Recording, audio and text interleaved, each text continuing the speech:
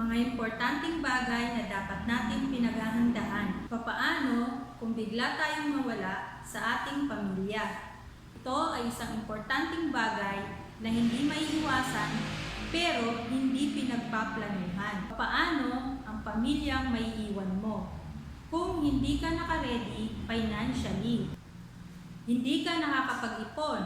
Lahat ng kinikita mo napupunta sa panggastos. Ano ang gagawin ng pamilya mo? Mangungutang ba sila? Hihingi ba sila ng tulong sa gobyerno? O mag-online limos ba sila?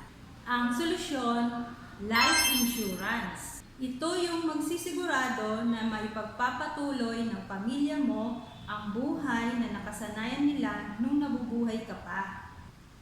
Kung may mga anak na nag-aaral, masisigurado na makakatapos sila at makakapag-start sila ng negosyo para matustusan ang mga pangangailangan nila. Paano naman kung biniyayaan ka ng mahabang buhay? What if you live too long? Nakadepende naman yan sa mga actions at decisions na gagawin mo ngayon. Habang bata, malakas, at able ka pa, at nakakapagtrabaho ka pa, dapat umpisahan mo nang mag-ipon.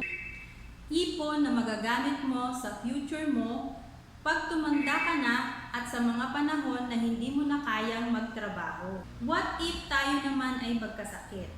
What if we get sick? Ano naman po ang gagawin natin? Alam niyo ba na isa sa pinakamabilis makapagpaubos ng ipon, ng investment ay ang pagkakaroon ng sakit? Kaya mahalaga na tayo ay magkaroon ng long-term care plan para pag tayo ay nagkasakit, meron tayong magagamit. Kaya maging handa sa mga future problems na ito habang bata, healthy at malakas pa. Dahil ang oras ay mahalaga.